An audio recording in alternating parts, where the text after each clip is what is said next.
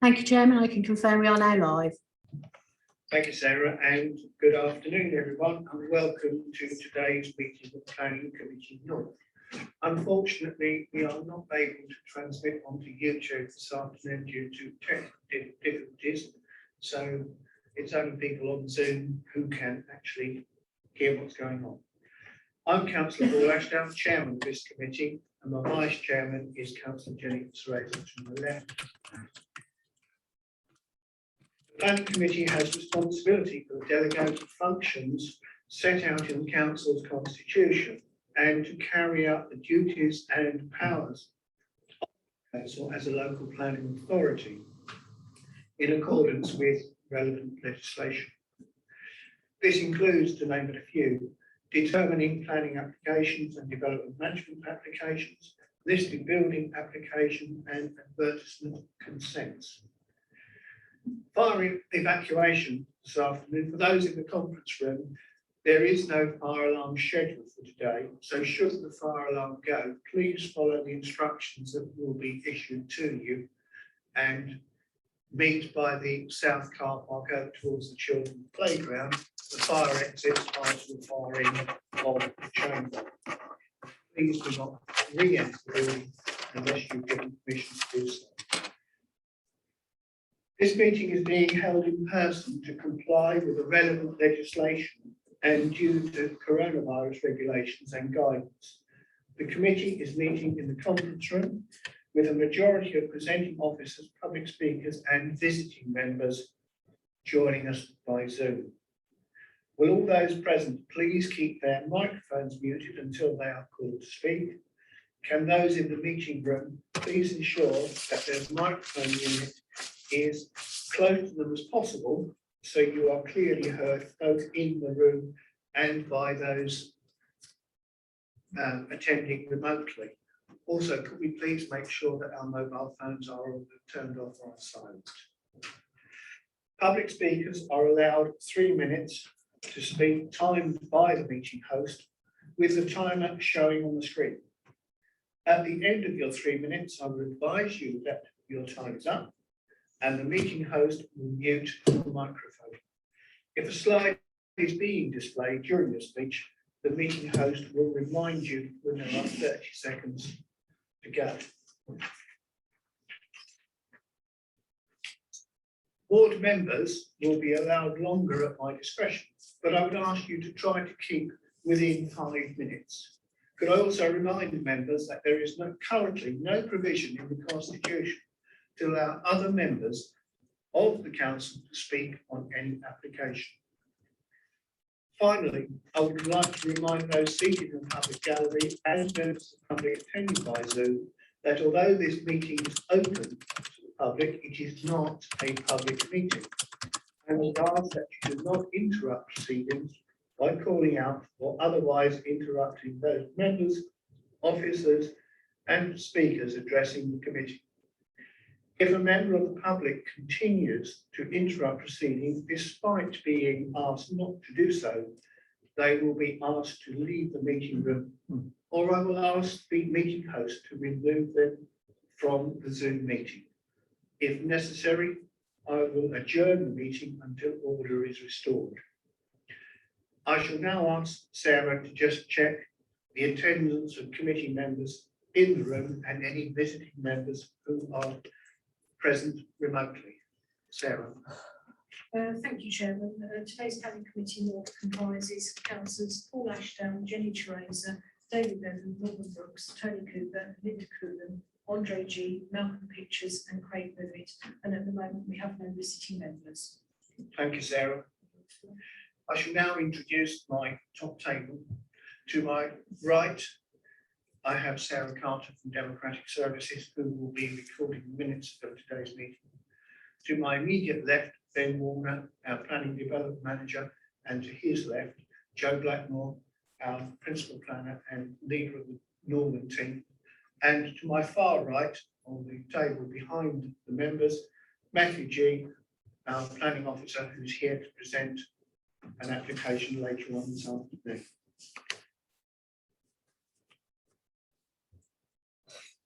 I have one announcement to make, and that is in order to take account of the agenda items with public speakers. I will take item 8 immediately after item 6 on the agenda, and then items 7 and 9 in that order.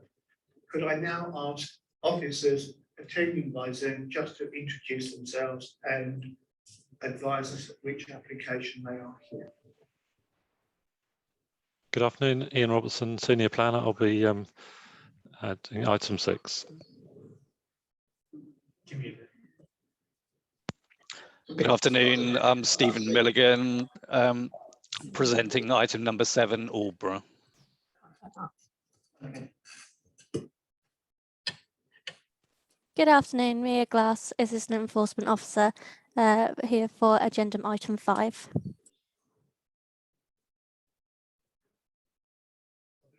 Officers there? No, thank you very much. In which case, we'll go to item 1, apologies and substitutions. Well, no, everybody's here that should be. Therefore, there are no substitutions today. So I can now move on to item 2, which is declarations of interest. Does anybody have a declaration of interest on any item on this afternoon's agenda? Not if you wish to declare that. No? Jolly good. We now come on to item 3, declarations of lobbying and responses. Has anybody had any lobbying on any of the items on today's agenda, and have you responded? No? Jolly good. We'll move rapidly on to item 4, which is the minutes of our last meeting held on the 8th of February. I trust that those members present have read those minutes. Is everybody happy with those minutes, and can I take those as a true record? That's unanimous, that we can take. Thank you, Sarah. And now move on to item 5, important action cases. Does anybody have any questions for Mia or Ben on this particular item? Councillor Cooper. Thank you, Mr. Chairman. That's my favourite one, which goes back to the year when Nelson lost his eye, really. Swanning Lodge. I see they're still slightly visited. Yeah, not that one. Officers attended the High Court. What was he doing? The opener ever costs allocated, and we're looking at reclaiming the funds via the sale of the land. Has anything happened on this one at all? I'm sorry, I can't hear you very well. Councillor Ashdown, I could hear you better. Do you mind just repeating the question? Yes, There's just the Pine Lodge. Can you? No. Any further action on Pine? Pine Lodge is a similar update to last month. It is being discussed with council, so it's with the legal department. So we can't go into too much detail in an open forum, but it is one that is being discussed via the legal team to what action is open to us. Thank you, Councillor G. Thank you, Mr. Chairman. Bring your microphone as close to you as possible. We stand the best chance of hearing what's going on. Yes, my question is on the Dean's site with Dean Dean. I see at the very end of it, it says certificate of lawful use proposed, application submitted. How can it possibly be lawful for them to continue occupying the land? It doesn't belong to them. Yes, sorry, the application we have there is seeking to claim that it's a lawful planning use to continue to utilise the site in the way that they've set out on the application. So the land ownership is irrelevant in that respect, but that's under consideration at the moment. So it's open to the applicant to put forward that proposal. We're looking at it through council advice at the moment and should be responding very shortly to that application. Thank you. Councillor Poole, do you have a question? Yes, please, Jim. Well, it's not actually a question, it's from last week. And you were supposed to send me an email on the houseboat friendship, Nuclear Lane, Milton, so I know a bit more about that. question at Sal's. Yes, sorry, I think that was one that maybe Philip really answered, didn't he? Yeah, he said Yes. that he would organise that, need to have some. We'll follow that one up. Yeah, thank you. Apologies, Chairman. Can I just ask members to speak directly into the microphone, because the issue with the technical difficulties is the microphone not being picked up. Thank you. Does anybody else have any questions on this report? In which case, may I have a proposer to accept this report, please? Councillor Fraser, and the second, Councillor Brooks. All those in favour of accepting this report? That is unanimous. Thank you, Sarah. And we'll now move on swiftly to item 6 on the agenda, which is DC 215015, full application 15 to 18 Milton Road, Lowestoft, and I will hand over to Ian. Thank you, Chairman. Good afternoon, members. I'll just share my screen.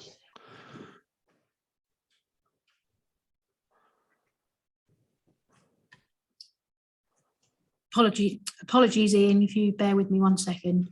Thank you.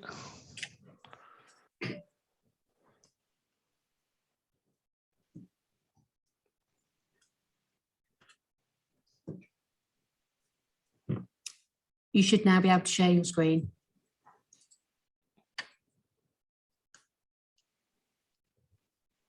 That seems to have worked. Yeah, can you see that now? Can you hear me okay? Yes. Okay, I'll try and speak up. This is item number 6, 15 to 18 Milton Road, East Lowestoft. This is before members. This is an application by Suffolk Council. It's a development of 6 two-bedroom affordable dwellings and demolition of the existing office building on the site. This is the application site outlined in red at the junction of Police Station Road and Milton Road East. This is just to the west of London Road North. It's an aerial image showing the site with a star. This is London Road North here, the town centre.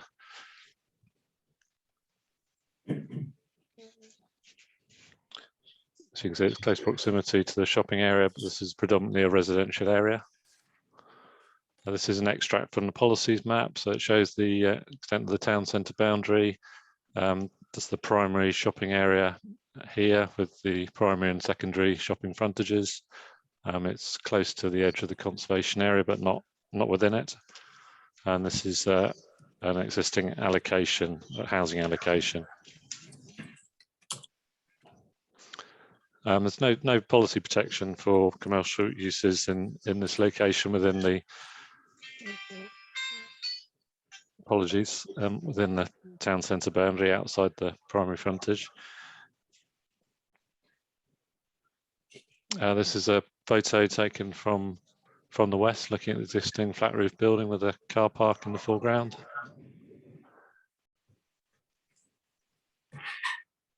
And this is another photo taken from a similar position.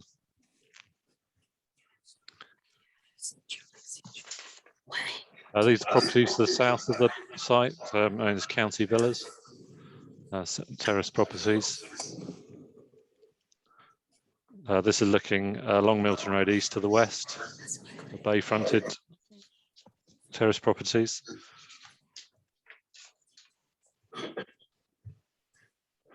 This is taken at the corner of Police Station Road and Milton Road East, showing the existing building to be demolished. And this is looking at the terrace properties on Police Station Road that adjoin the existing building.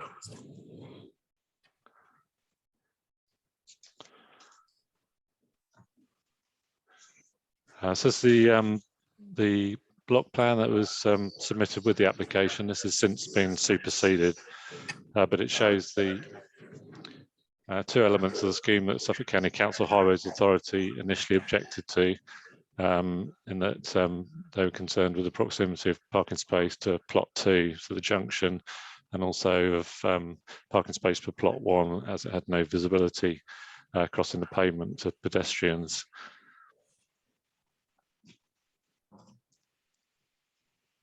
This also shows the proximity of the site to neighbours, which are another issue that we received an objection about with overlooking, given the short garden areas. We considered that although there would be some overlooking primarily from units 3 and 4, given the proximity of the existing first floor elements on the back of the properties here, that the overlooking would be no worse than existing. But moving on to the amended block plan, this has been changed slightly with the building moving slightly to the west. This has moved parking space 2 far enough away from the junction that County Council are satisfied. They haven't actually formally removed their holding objection, but they have indicated that they're satisfied with this part. There were other suggestions to try and create parking for plot 1 by putting the space further away from the adjoining wall, but this just resulted in the loss of most of the garden space, and then there was a requirement for a gate onto the highway, which would have been a hazard in itself. So this is the final amendment, and yeah, although not completely satisfied with the outcome, the Highways Authority officers are concerned that given the sustainability of the location and the provision of cycle storage, that's not having parking for this unit, so it won't be an issue. There's the floor plan showing 6 two-bedroom properties. The ones on the end are slightly smaller, a 3-person occupation. So these just exceed the minimum space standards of 70 square meters for a 3-person and 79 square meters for 4-person.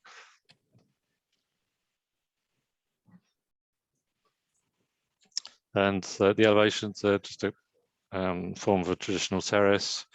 There's some contemporary elements such as they have engineering bricks delineating bay windows. There is an actual bay window on the side, but there wasn't sufficient space for the car parking on the frontage. So canopy porch, buff brick, which is characteristic of the area, and a slate imitation tile. There's EV points, as you can see on the front. There's squares there, and on the rear have PV panels. This is a perspective image showing the materials proposed.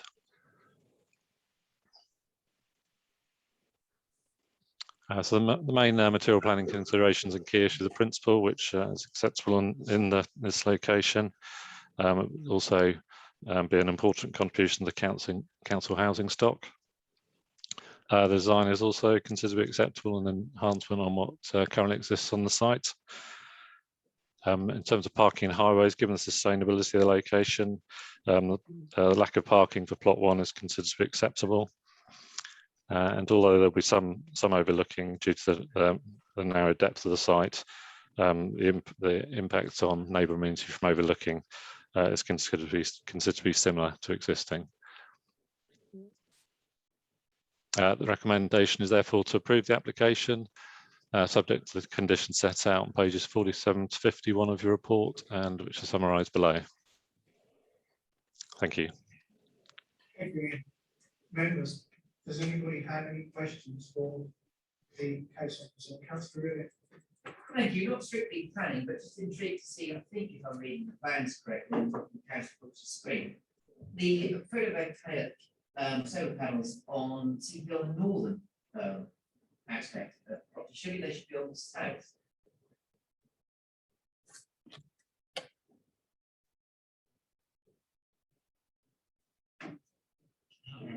Brilliant. Super. Thanks. Sorry, yeah, just bringing up that slide again. They do seem to be showing us on the rear.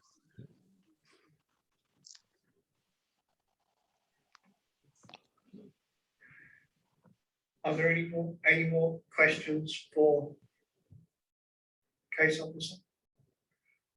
Now, this is an application on our behalf as East Suffolk Council.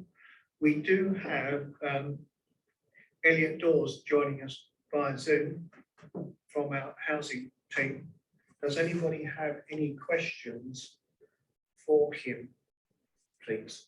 Councillor Fraser.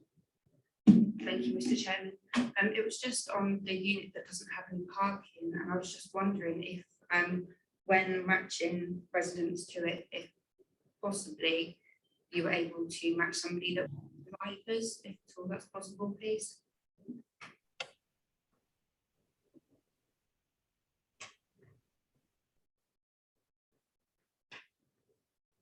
Do you wish to reply to that, Elliot, please? You appear to have frozen. I can see you're muted. Elliot, are you still with us at all? Chairman, he looks like he's frozen and dropped out.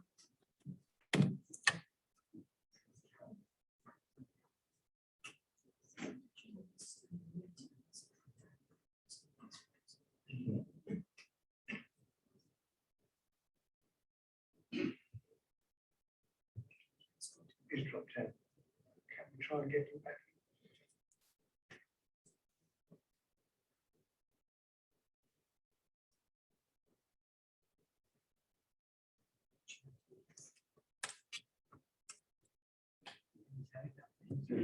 He's on, but not be here.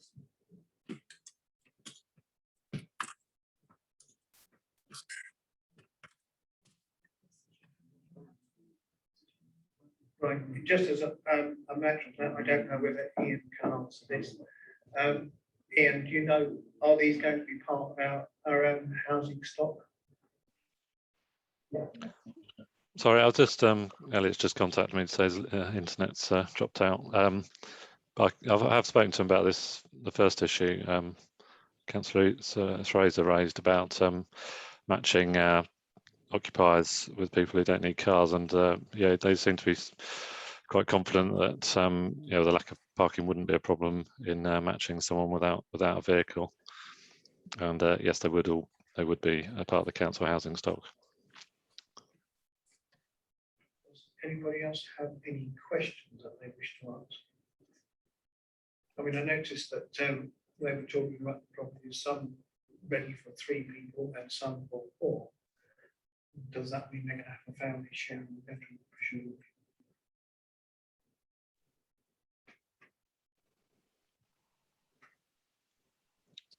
Sorry, was that a question for me? I couldn't quite hear that. Well, you probably can answer it, Ian. Sorry, could you say it again, please?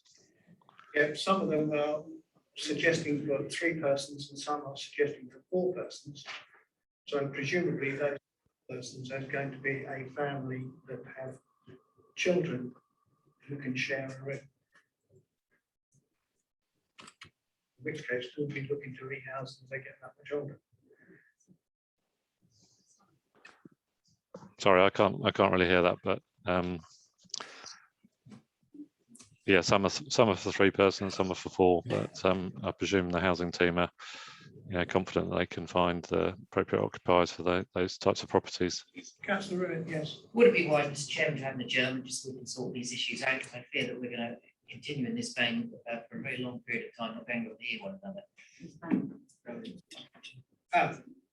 Hello. Yeah, good.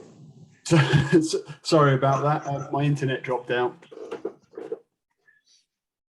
Right, we go back to Councillor Fraser's question about being able to find somebody who could use property number 1, who doesn't require parking facilities.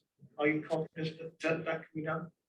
Yes, we've spoken to tenant services on that, and given the sustainable location of the property, we believe that the parking wouldn't be an issue. There is residential permit parking in and around the area, so we're confident that it would get let. Thank you. And I came back with a question. Some of the properties there are for 3 people and some are for 4 people. Does that mean you're going to have a family with 2 children who can share a room, and as they get older, you're going to look at be able to rehouse them? Sorry, say again. You have properties there that you're saying are for 4 people and some for 3. Yep. Those to the core, are you going to have a family whose children can share a room? And as those children get older and require their own facilities, be able to rehouse? Yes, again, that's something that tenant services would address, but yes, they would be essentially, if the requirement is for a larger premises, then they would need to go on the gateway to home choice for a bigger property. And they will remain under our control?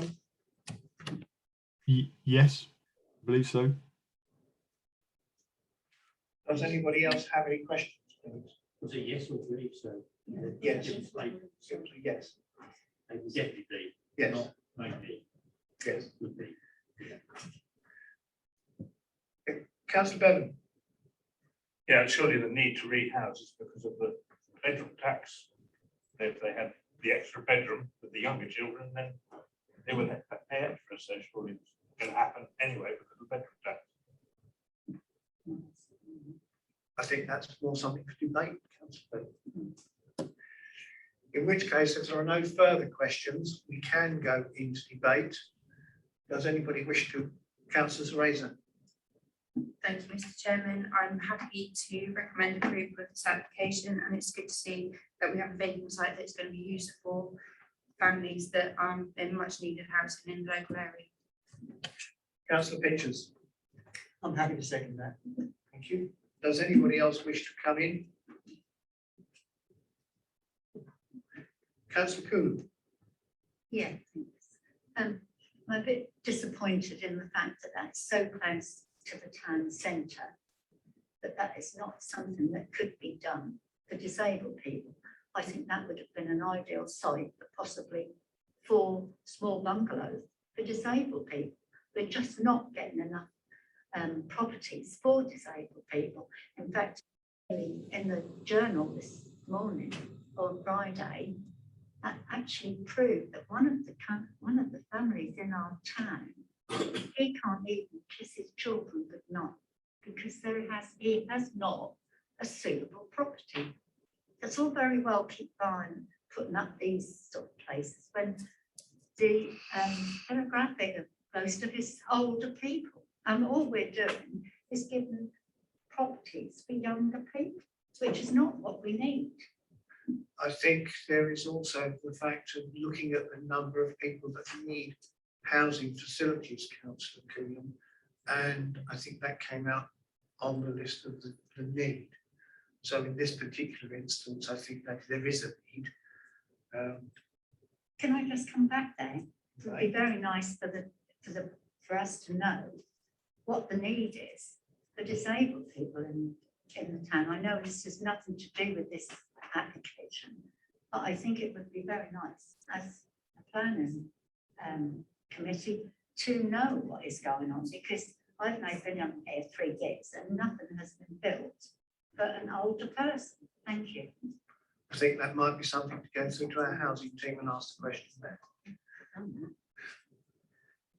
We have a proposal for approval of this application, and I have a second. May I have a vote, please, for all those in favour of this particular application? That is approved unanimously. Thank you very much indeed. And we will move on now. We will move on to item 8 now, which is DC 212369, the full application of 73 Beccles Road, Bungay, because we have 2 speakers on this particular application. And I'll hand over to Joe, please. Thank you, Chairman. Well, hopefully you should all be able to hear me okay. Item 8 is an application for a new dwelling and associated works on land of 73 Beccles Road. It's before this committee through the referral panel process. The officer recommendation to approve is competency reviews from the town council. So it's been through that panel process and it was concluded that it would warrant debate at committee. So this is the application site etched in red. The 2 blue lines that you see are also in the same ownership as the application site, and that's the rear garden maintenance of property at 73 that extends north. The property is accessed via a shared drive, which serves the existing properties that you can see there. Walk away from that, and then you've got the river to the west here. Further north, it is the main river, and this location is slightly unusual in that whilst you don't perceive it this way on the ground, it's actually a countryside location. So you've got the two separate areas of the settlement here that are etched in sort of teal blue colour. And then this gap here is an area that's outside the settlement boundary, but you can make out that there are a number of dwellings in that location. And then you've got the star here that shows the proposed infill location. To the south side of the road is a larger area of open space, and I think that's the main reason for that sort of strategic gap between the two areas of built settlement, is to protect that area to the south and also some of the potential flood risk implications of that land also.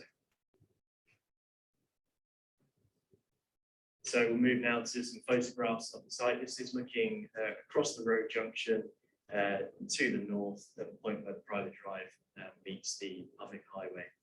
And this area of land that you see to the frontage here is a caravan site that's used seasonally. The neighbour who owns that land has made clear that it's not just used infrequently, it's fairly regularly used. I have to say, without this site, the photograph shows there's maybe 1 or 2 caravans on the land.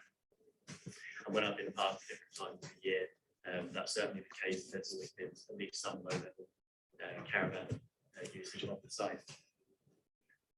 So similar position to the first photograph, looking into the top left-hand corner, you're looking at the road to the west there. Middle bottom, you're looking at the caravan site that I mentioned. And then top right-hand corner, you're looking across to the east where the road rises away slightly. And I think you'll probably perceive that the context here feels like a sort of semi-urban residential environment with footways to the south side of the road. This is the host property at number 73. It's a pretty traditional early to mid 20th century brick built bungalow with a hipped roof. And it's quite unusual in the way that it's got this large rear garden and a pretty large front and side garden also.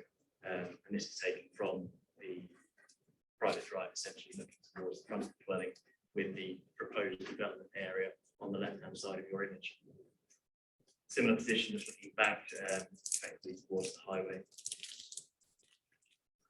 So this is the proposed development area or the application sites, and clearly to accommodate some of the development, there would need to be some tree removal that would come along with this proposal. I'll show you some of that in a bit more detail in some later slides, but essentially it's just an area of maintained grass. It's not particularly private amenity space, and really all the private amenity space for number 73 is to the rear of the dwelling. It is part of what I would say that is quite attractive green character to the area. That's something I noticed at my site visits, that it's quite well set back from the highway and screen, but it does have that sort of quite pleasant character, and these dwellings are also comfortably within that context. This is looking to the west down to the neighbouring bungalow. I think you can appreciate that it's on slightly lower ground. It's a very similar form. I presume they were built at the same time, the application property and this neighbouring dwelling, but slightly lower ground levels there, so you really just look out onto its side roof. And that down the drive towards the neighbouring property you just saw in the previous image. This is the side of the existing dwelling. You can just make out the greenhouse and rear garden there, and then the long garden extends up to the north. So in terms of the proposed development, it largely replicates this existing curved sort of building line you've got of the access drive, infilling this side garden area here. I mentioned that you'd have to have some tree removal that comes with this development, obviously, to accommodate it. And our horticultural and landscape officer has visited the site. And there's 3 main trees to be removed, a larch and 2 beech trees, shown in these positions here. And although that's unfortunate, her conclusions, which I do agree with, that one of them is very close to an existing power line that you see here, and that could pose some safety problems in the future. So if there was desire to fell that, then they would. This smaller tree here is of little amenity value, and the copper beech does have some amenity value, but given the wider tree cover at the frontage of the site, it's not felt that we can serve a tree preservation order on those. And then as part of the scheme, there are proposals to replace those with with additional tree planting across the wider part of the site. These are the trees that I mentioned here. So on the left-hand side, the one that the power line runs through, and then the other two on the right-hand side proposed for removal. So in terms of the dwelling design, it's a pretty contemporary 1.5-story form. And there was quite considerable discussion during the application itself and the agent on the design approach to this site. I think my feedback was always that my starting point was that really a single-story bungalow replicating the adjacent form would be my preference, but it's not necessarily planning authority's role to exert our own preferences on the site. In terms of design, the applicant seems to move forward in a way that's acceptable. I think our view is that because of the relative scales or the relative size of the scale here, this contemporary is acceptable. In the wider context, what you see is generally dwellings that were built and designed of their time. And I suppose this is similar in the way it does that too, with its 1.5-story for vertical cladding, single pitch roofs. And then I'll show you the other elevations here, so to the sides. And in terms of the floor plan layout, you can see here, I think probably what's an important detail first of all is the scoring at the top of your slide. So that follows on from the topographical survey and shows the relative height between the proposed dwelling and the adjacent. So the host property to the right-hand side, and then the adjacent bungalow that I mentioned on the slightly lower ground. So I think in isolation, when you see this dwelling on elevation form, it looks much, much larger. But in context, we feel that it's acceptable in terms of its scale. The floor plan layout here, the majority of the accommodation being at ground floor level, with the main master bedroom being at the upper floor. And if you note from the summarised conditions in your report that these two windows on the western side of the first floor accommodation needs to be obscure glazed to prevent any overlooking of the neighbouring property. Otherwise, the main window is onto the front garden, and then the ensuite bathroom would be an obscure glazed window in any case. And then on the eastern side, that would look onto the front garden. Like I said, the majority of the accommodation being at ground floor. So in terms of the key issues, the principle of development is supported by policy WLP 8.7 as an infill form of development, technically in the countryside. But I think in any case, it's a sustainable location for that development. I've touched on the design of development and how that's evolved through the process in an earlier part of the presentation. And clearly that's a more subjective judgment, but we feel that this is on balance an acceptable approach. The tree loss that comes from the scheme can be mitigated and isn't sufficiently harmful in any case on its own to cause any problems with the scheme. And because of the way the site is screened from that wider area, there won't be much in the way of wider impact. It's much more localized if there is any impact in terms of what you see from the private drives. Conditions set out, we feel the scheme is acceptable in amenity terms. So on that basis, the recommendations of authority to approve. I mentioned in the report that the applicant is required to serve notice on the relevant landowners. I'll just click back to the site location plan, which I'll just use this one in the bottom right hand corner here. Because that's a shared access drive, there's lots of landowners affected. So the only responsibility through the planning process is to serve the appropriate notice, which the applicant has now done, publish that in the press. So once that has expired, subject to any resolution here, we can issue a decision notice. Thank you, Chair. Thank you, Joe. Members, questions for officers in this on this particular application?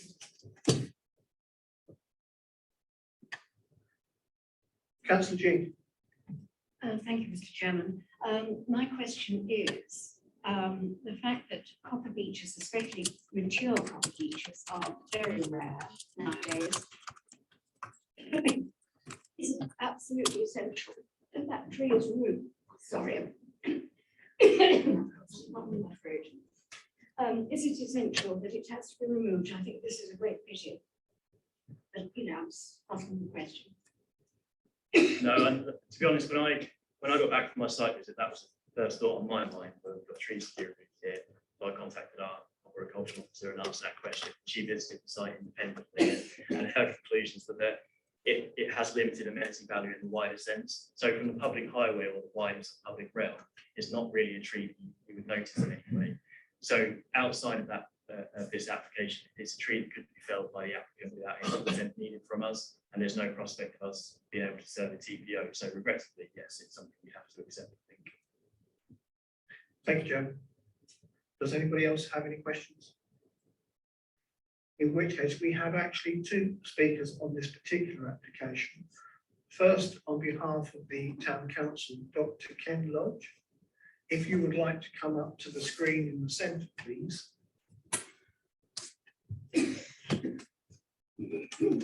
Joe, could I ask you to stop sharing your screen, please? Thank you. Take a seat. If you'd like to push the button on the right-hand side of your screen, a red light should come up. And you have 3 minutes, and I will advise you when we get to the end of the time. Thank you. Okay, thank you. I'm Chair of Planning, Environment and Highways. I don't intend to reiterate what we've already said and seen, except as follows. The claim that it is previously developed land and therefore brownfield is unsubstantiated.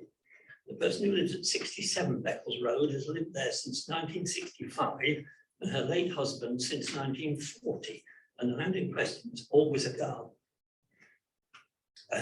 The ownership of the access track is in dispute. See conclusion 9.2 of the report. I know this from the owner of 69. The track was tarmacked and maintained by the previous owners of 69, Mr. and Mrs. Hopton, who also established the small caravan site. The beach boundary hedge was also planted and maintained by the Hoptons. Neither of the site location plans in the application papers includes the driveway and front garden of number 73. And yet these are crucial for the parking and turning of vehicles. The conditions required, see 6.1, 8.1 and 8.14 of the report, would not be enforceable if the area so designated is not within a red line. Fourth item. On page 9 of the design and access statement, reference is made to an arboriculturalist and landscape artist, Anne Westover, with whom I have been in contact. This was without her knowledge, and the comments presented were informal. She wasn't commissioned to provide any form of tree survey, assessment, or design advice. No independent tree survey has been submitted or requested as part of the validation process.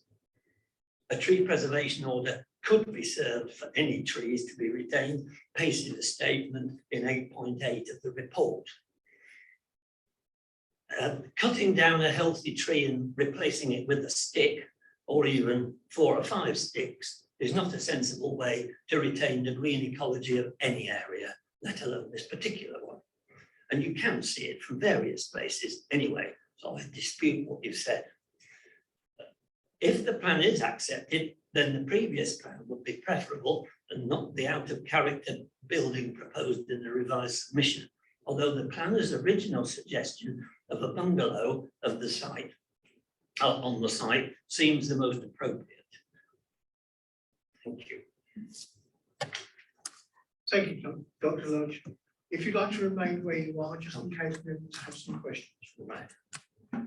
Members, do you have any questions for the Town Council on this particular application?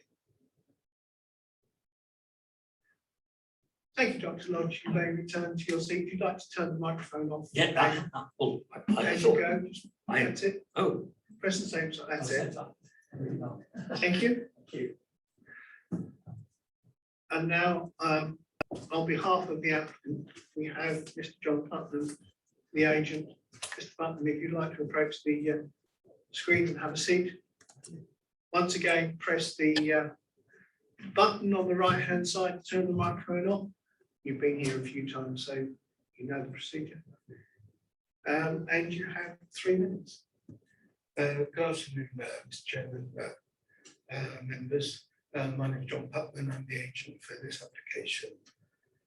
You will have read the officer's report, which addresses the comments brought up by the Town Council, such as inaccurate statements regarding flooding, highways and landscape. The site is in flood zone 1, has good highway access and proposes planting of new trees to replace the 2 to be lost. The access serves 3 dwellings at present, not 5. The dwelling is set well back from the road and will be generally concealed from public view by existing and new planting. It cannot therefore be said to be detrimental to the street scene and cannot be out of keeping with existing properties as there is no defined characteristic here. The proposed dwelling sits between 2 red brick bungalows built just before the Second World War, so are 85 years old. The highway access serves these and one further house, an arts and crafts style weatherboarded 2-storey house with a mansard roof. Immediately to the east is a further access serving 2 1970s bungalows and a recently constructed flat roof detached annex. The locality therefore comprises a range of different styles, all of which when built were of a contemporary design conforming to the fashion and the expectations of the owners at that time. The same is true of the design of the house before you today. It is an honest contemporary design which does not rely on pastiche or slavish copying as do too many dwellings today. Its former materials echo contemporary forms and materials in an up-to-date way, and the design is of its time, not copying something from the past. It is proposed that the new house be constructed in an airtight fashion with an air source heat pump and mechanical heat recovery and ventilation, and would be constructed in line with the increased building regulations insulation requirements due to come into force this summer.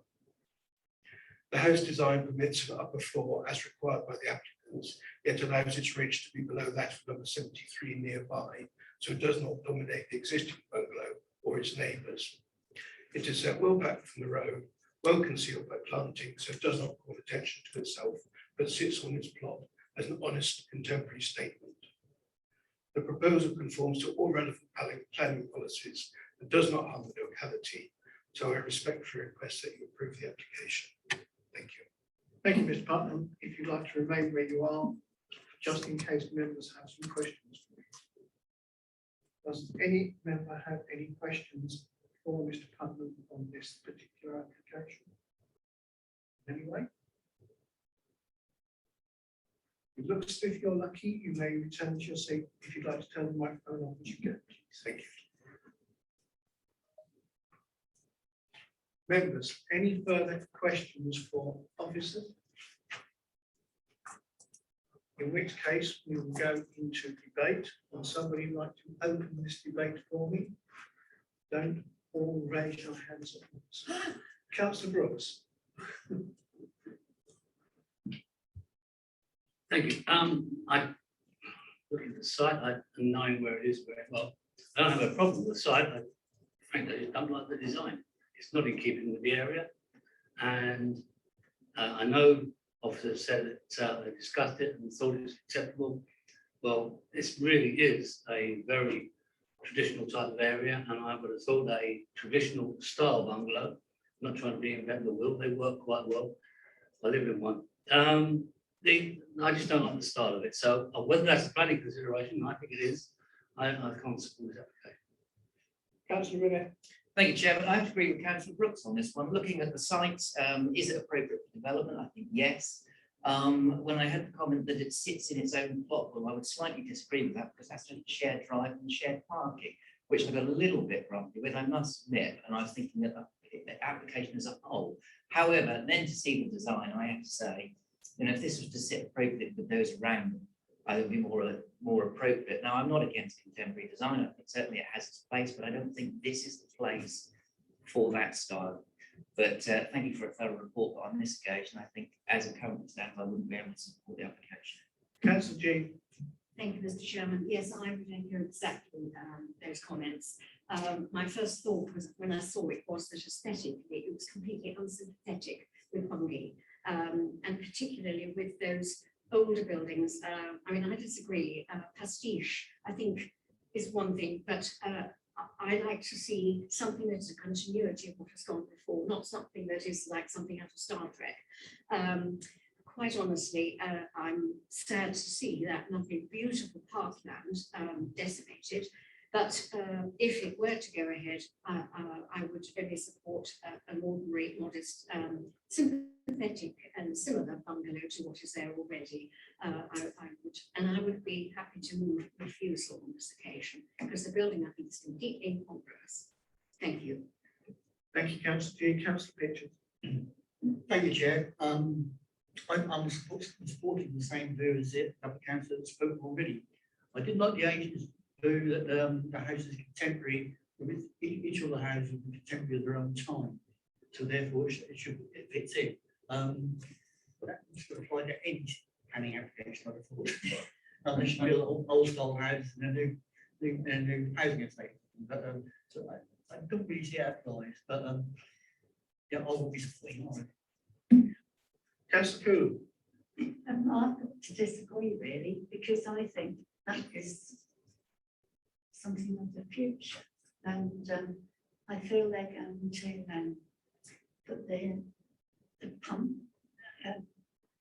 heat and pump in, and they're going to bring this all up to date. I think myself, I like the design, and I would go for it. Thank you. Thank you. Councillor Ribbit. Just to point out, Councillor Cooler, that would be a building regs kind of aspect as well, because any building now needs to conform with environmental standards. So the design, I think, would suggest would be separate to what those kind of environmental standards that any applicable developer may well consider appropriate for each block. I mean, I think if we remember what happened yesterday when we had the presentation from Mark Hardy of how regulations are going to change, I think any development in the future has got to take all of that into consideration, irrespective of this design. Councillor G. Can I remind members that in the report it says that it's very, very close to the boundary of the Port Authority. So I know for a fact that we've just approved the Bungay neighbourhood plan. And much was made at the last meeting of Ports Authority of the fact that so many beautiful buildings in Bungay, and it was a wonderful report with lovely photographs. And quite honestly, I think the Ports Authority, as it's so close, would be very unhappy with that style of building. Just to let you know, Councillor G, I did consult with the Roads Authority, and they replied that they had no comments to make on this application. From past experience, I have found that they do generally comment if they do have concerns. So I did give that a fair bit of weight in terms of their role. But I think just on the wider design question, it's okay, Jen, to come in on that. I completely hear what members are saying, that you look at the two properties adjacent, red brick bungalows of similar form. But the wider context is really that it is development that's always of its time.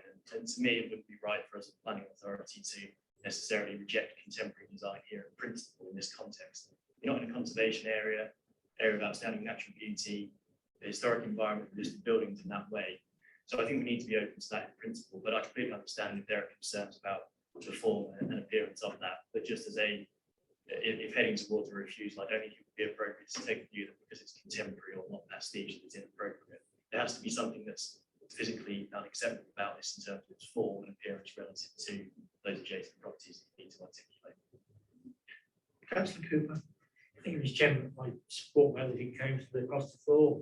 Yes, these developments do look nice in the right places. I think you've got to be very careful where you put temporary buildings within the mix. Yes, I'm 100% for. We have a fantastic one in Oldham, which is called the Glass House. If we look at that fits in, although it's a completely contemporary, the bungalows around it, that blends in with it. I think we could do the same here if we had a bit more forethought to look at it and say, well, yes, we want a contemporary one, but we don't want 1940s or 50s design. So I think there is space there to discuss a little bit further through to the type of application that we should be able to accept. Councillor Coonan. Yes, I'd like to draw their attention to the building that was done on Fur Lane. I mean, that is something very contemporary in amongst 1930 terrace houses. And that actually won one of our awards. And I think we need to now get into the 21st century, I'm afraid. Councillor Revit. Yeah, I would say, taking on board Joe's point, certainly I don't think from comments that I'm certainly hearing from colleagues, it's not a case of objection to the principle of contemporary. I think it's considering this application in its location and what's been presented is not quite appropriate. Thank you. Do you want to come in, Joe? Does anybody else wish to come in? Councillor Benham, sorry. Yeah, is there any way that we can sort of go back and see if we can change the design a little bit? And what I fear is if we refuse this, this could be lost on the field, because I don't think there's any strong material case here for an investigator to support us in refusing it.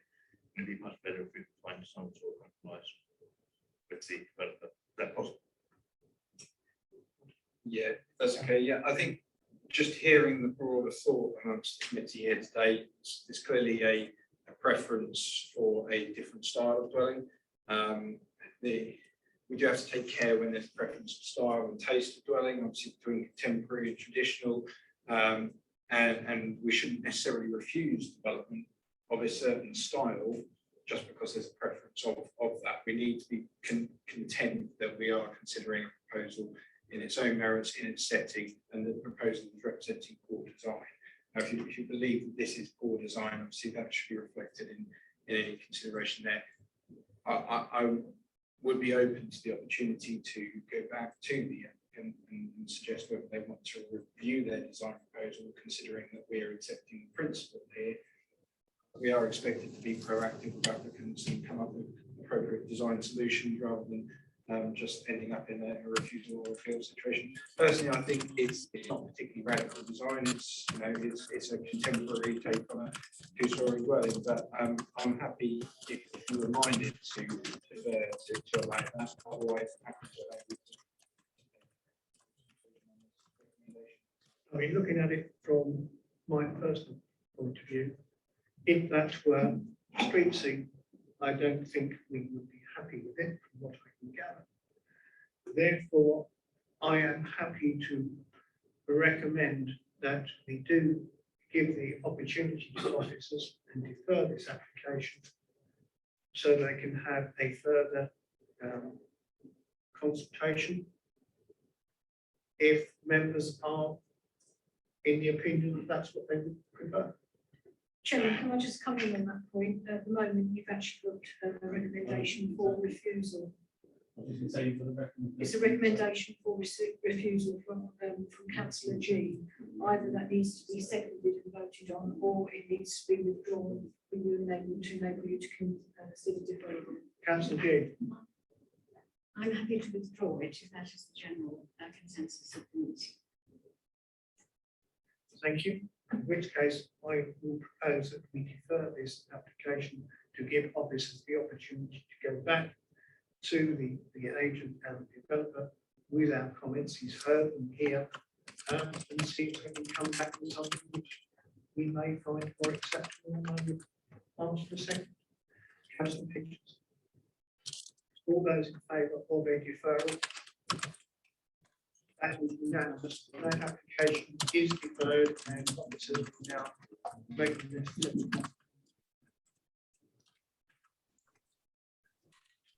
We will now move on back to item 7, which is DC 215332, full application.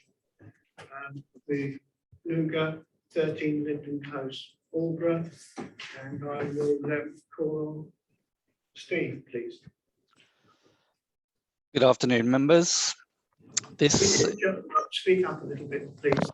Okay, good afternoon, members. This is an application for the use of a double garage, which was consented in December 2021 as an annex to the property, the Lugger 13 Linden Close, Aldborough, for use as holiday accommodation. The property lies within the settlement boundary of Aldborough. The double garage is on the southern side of the dwelling, which is a sort of a single-story 20th century property. And you'll note the proximity to number 11, which is the property to the south. This is an aerial view. You'll note that the property has a large in and out access arrangement to the front, where there would be sufficient sort of car parking available for both the annex and holiday unit and the existing property number 13. Whilst we're here, you'll note that there are a sort of a mixture of properties, and this is sort of one of the larger plots, and not all the properties in that area have double garages, so this wouldn't sort of set any sort of undue precedent within the locality. This is the garage. It's proposed to remove the doors and introduce glazing.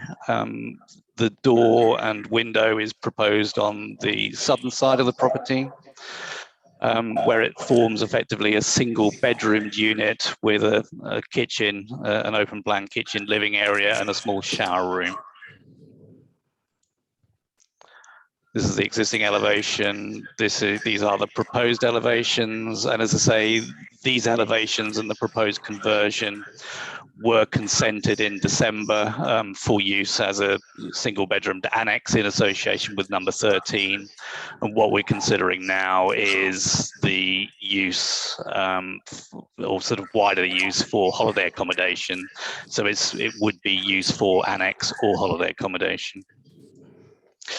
The main considerations are the principal, and you'll note from the report that we are satisfied that the location within the settlement boundary of Aldborough is a sustainable location for holiday accommodation, which is supported by our tourism policies. Impact on residential and amenity and parking from the holiday use when compared to the annex use isn't considered significant. The proposal is a single one-bedroomed unit, which would be a two-person holiday unit, so is unlikely to cause any sort of significant implications for noise and disturbance to neighbours. So the recommendation is for approval, subject to the conditions mentioned within the report. You will note that condition 3 proposes use for annex or holiday letting use and would be subject to the usual 56-day limitation.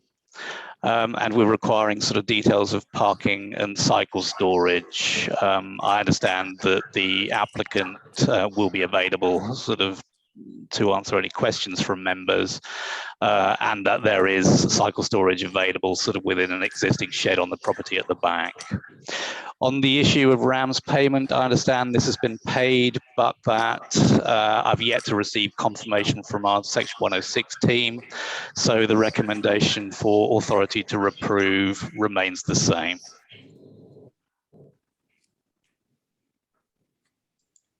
Thank you, Steve. Questions, members? Councillor Cooper. Thank you, Mr. Chairman.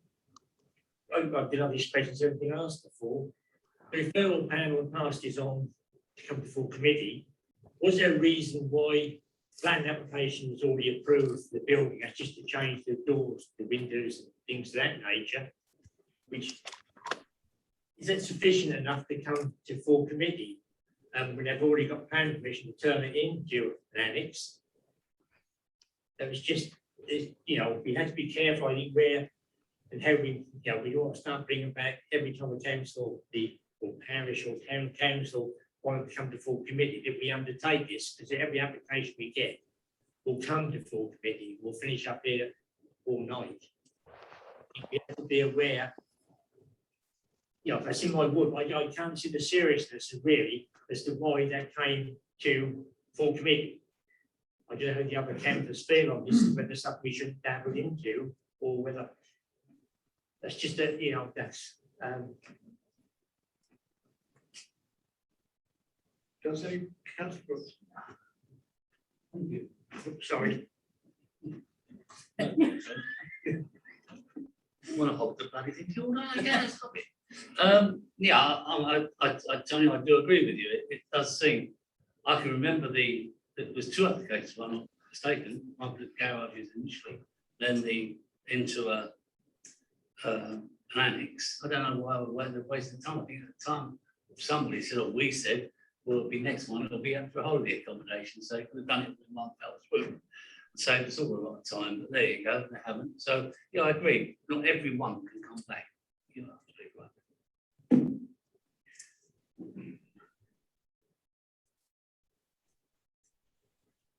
We're on question two. Councillor. Yeah, this question, where's the 56-day rule come from? I've heard of this one. That's set out within our local plan in relation to tourist accommodation. It's a limitation that effectively ensures that properties are available for tourist use. That's a tourist use as available for somebody to have on a long-term rent. So that makes sure that it is holiday accommodation as opposed to. Yeah, it's 56 days in the current year. Councillor Cooley. Yes, thank you, Chair. I'm just quite surprised here that when we passed this, it was for an elderly relative to move into, and now all of a sudden, you know. Perhaps that's a question you would like to ask the applicant after she has given us her presentation. If there are no further questions for officers on this particular application. Councillor Ribbett.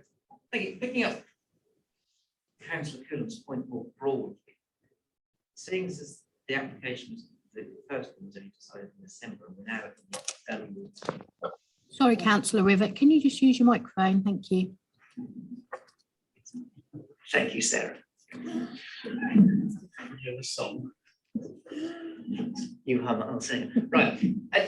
Councillor Coulam's point there, I think it's a question more broadly. I'd just like to try and explore, if we could, through officers, which is that I'm sure there will be genuine circumstances, and those that perhaps as a committee we've felt that perhaps we've not been given a straight back on other applications, and here we see this as, you know, an application that was decided in January for elderly relatives with a condition, from memory serves me right, on the papers for that familial condition. And now we have one moving into tourism. Now, is there any controls more broadly that we're able to exert so that we don't see this as an indirect route to other applicants seeking to get the end result as what's being sought here? And I'm not casting any aspersions on this application, but more broadly, it can be seen as potentially a route for others to exploit. You want to come in there? Yeah, I think sort of what's been alluded to there is the concept of initial applications being a bit of a thin end of the wedge to future proposals, and we are conscious of that with certain applications at times, but clearly we must see each case on its own merits, and the first application was clearly acceptable on its own merits as well. What we've got before us is not necessarily sort of opened the door for this proposal. It has established one proposal which was purely an annex one, but I have seen a number of other proposals like this where actually the opportunity to utilise an annex for holiday letting purposes has also come about in the applicant's plans. Sometimes it's a matter of being more flexible about the facility that they build. Obviously, there's a lot of investment into that. So I'm not personally concerned that that first application has opened up this wider opportunity. I think we're satisfied that we can consider this one just as a dual-use purpose for the building. Councillor Bennett. So to be clear, we haven't put that condition in the original application about familial use. They wouldn't have had to apply for this planning. They could just have holiday let there anyway. No, they would have had to apply for planning permission. I think the original application was purely for an annex, and you're not necessarily entitled to utilise an annex for a holiday let, and the condition wouldn't have made any difference. A holiday let is essentially a new unit of residential accommodation. Does anybody else have any further questions for officers? In which case, we do have Mrs. Francis as the applicant on Zoom. Mrs. Francis, if you would like to join us, and you are muted at the present moment in time.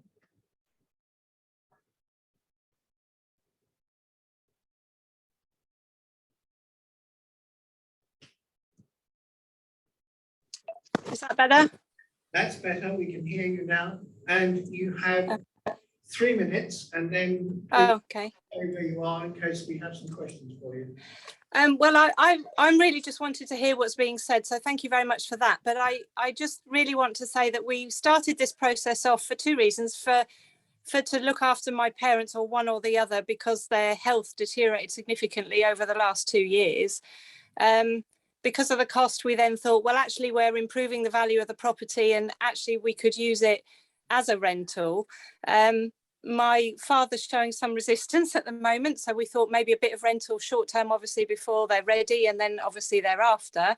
And because we'd had the planning permission, I did the right thing, sounds like, to inquire whether we could go ahead and use it as a rental if we did it. And obviously we were told to put in another application because it's different for whatever reason. And so we did that. It is literally the same application, but with the word short-term rental attached to it. We want to do it right, obviously, and so that's why the application is there. There's no other underlying reason for this backdoor suggestion to building annexes or something. I don't know. I never even considered any of that, or anybody else's. That's obviously they're under their own merit and their own applications if they do it. But it really is just was driven by doing something that we've got space to do without affecting anybody. We talked to our neighbours beforehand. We have got the parking space. We can actually get 8 cars on the drive. We've done it because we work for Aldborough Carnival, and we've had a lot of visitors on the drive, unlike our neighbours whose visitors are all over the roads. But aside of that, it's not a problem for anybody. We made sure it's not a problem. We've involved everybody. It's just we want to do it right by the book, and obviously my parents, or my mother in particular, will be looked after in it when the time's right. And obviously it's something we need to use to create some income for ourselves for our pensionable ages as well. So I don't really know how much more I can contribute, except to say that it's no different to the original application. It's just it would have short-term let. It's not going to be agent managed. We will manage, we live here, so we are in control of anything that's going on in there. Maximum 2 adults, no children, no pets, parking on our drive. We have got the bike shed is actually out the front at the moment until this all gets sorted out, but there is a bike shed for them to use. And we're here, it's part of our property. So we're in direct control of anything that would influence anybody else in our road. So I don't know if there's any other question that I can answer, but thank you for allowing me to speak today. Thank you, Mrs. Francis. I appreciate that. Members, questions for Mrs. Francis, if there are any? In which case, if there are no further questions, we can go into debate. And would somebody like to open that debate for me, having heard Councillor Cooper? I'm going to add one thing, if I may, Councillor Cooper, is we do have this, but I'm not being cynical, but I think we ought to have in the conditions a register so that any holiday lets are actually recorded.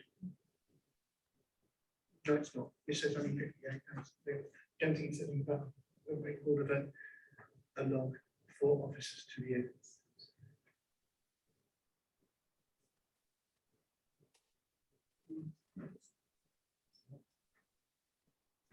Councillor Ribbon. Be happy to support you in that, Chairman. Thank you. Councillor Evans, do you wish to come in?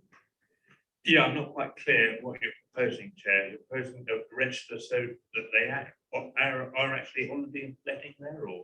Holiday letting there is recorded, and we know the people that it's there.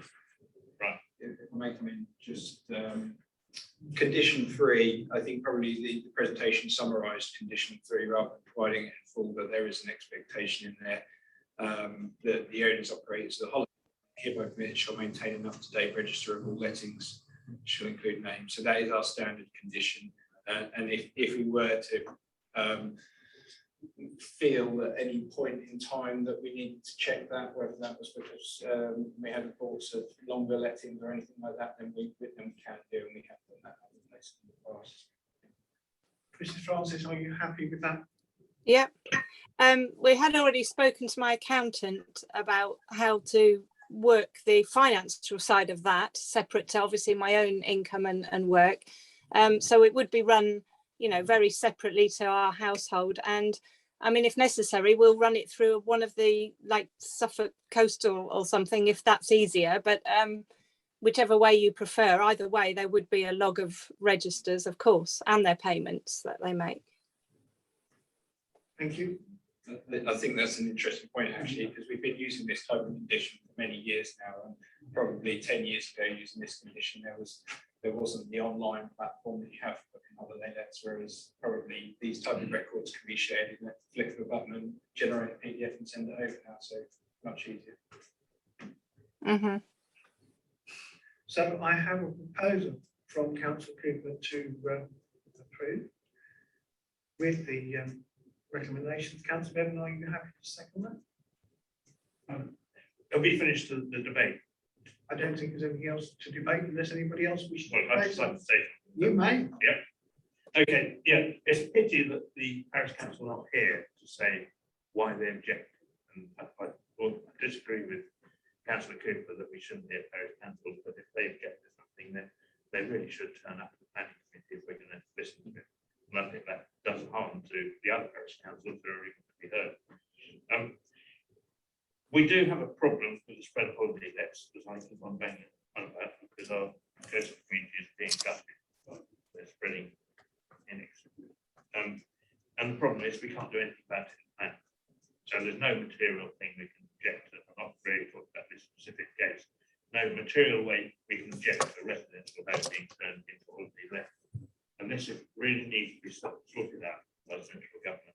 So I hope that the members here remember the right logic and send this message up that we need a new change of use tax for holiday lets on our seaside towns. I can come back to you a little bit there. At the chairman's briefing on this, I did actually bring that subject up about parish councils having their opportunity to speak to the committee and how we would appreciate their comments and not just in writing. So that was brought up at chairman's briefing on Friday, so that we are very much aware. So I have a proposal still for approval. Are you going to second that, Councillor Bevan, or may I have a Councillor Pitchers for second? So in which case, all those in favour of this application to be approved in its condition with the conditions that we have imposed. All those in favour? And against? Abstentions? One against, one abstention. That application is approved with the conditions that we have applied. Thank you. And we will move rapidly on to the final application today, which is DC 220151, full application, Water Lane Leisure Centre, Water Lane Lowestoft, and I will hand over to Matt. Chairman, apologies. Can we just say to Mrs. Francis that is the end of her item, so if she wants to leave now, that's fine. Thank you. Thank you very much. Thank you.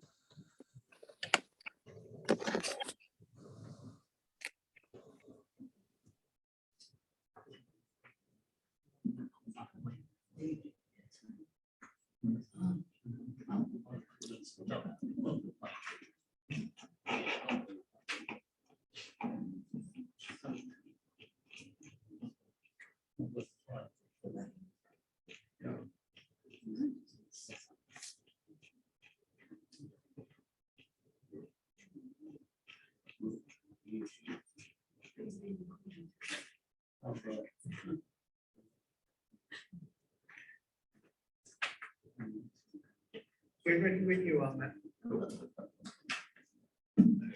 That place, or you can hear me anyway. Good afternoon, members. The application before you is for a range of external works, Water Lane Leisure Centre, comprising of the relocation of bin store, replacement of the gravel boundary, treatment with tarmac, the addition of a cycle canopy and racks, and some new landscaping.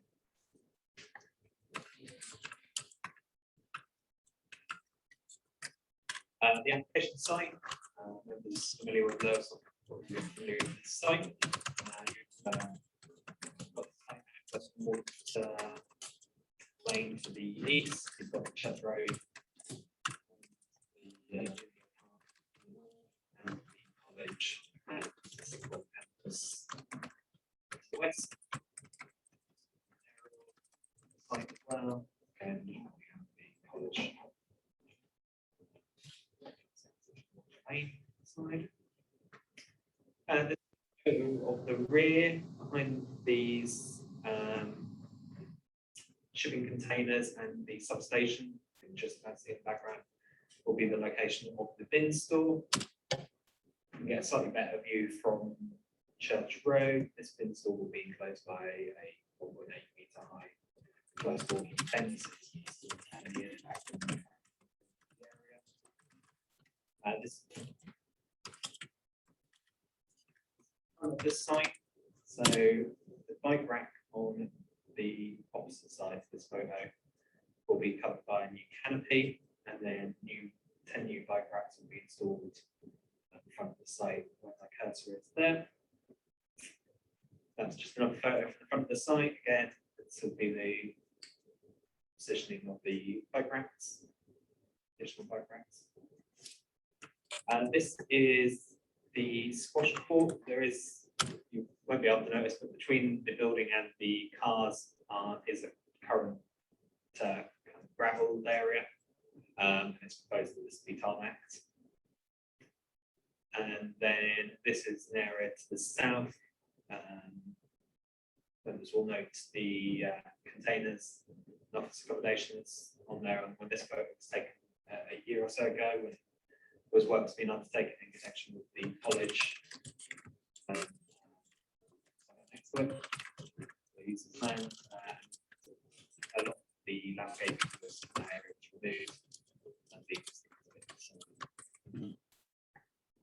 the quality, so therefore it's best to just replace it. Existing application plan. Proposed site plan, so you've got the proposed bin store at the top, landscaping to the south, replacement gravel area to the west, and the bike store, bike improvement works.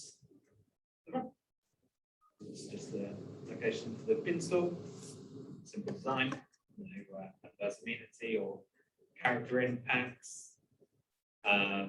Canopy that will be erected over the existing bike racks, and the additional bike racks to be installed at the front. Again, no impact on character or amenity, and obviously improvement facilities.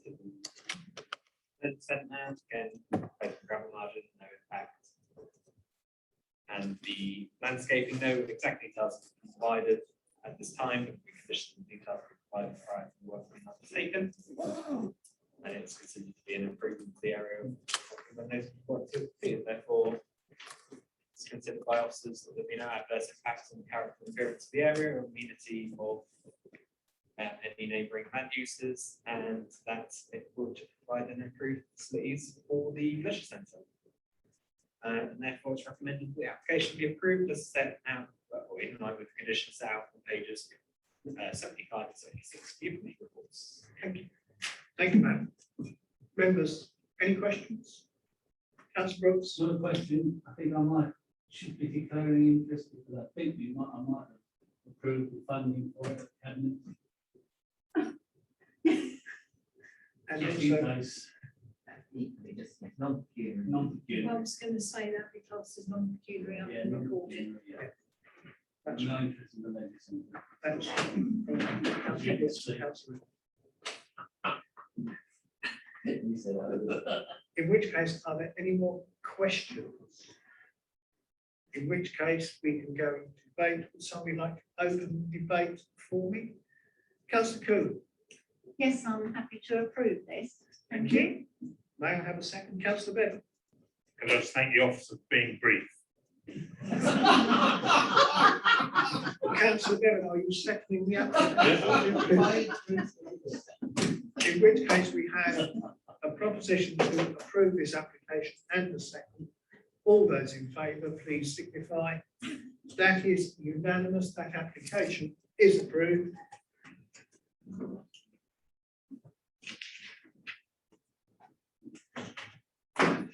We have now concluded the business on the agenda this afternoon, and I would like to thank everyone for attending, including those who participated in the meeting via Zoom. Unfortunately, those on YouTube couldn't see it, but never mind. I will now close the meeting and ask the meeting host to end the live feed. Can members please, and officers, please keep their microphones muted until the meeting host has confirmed the live feed has ceased. Thank you.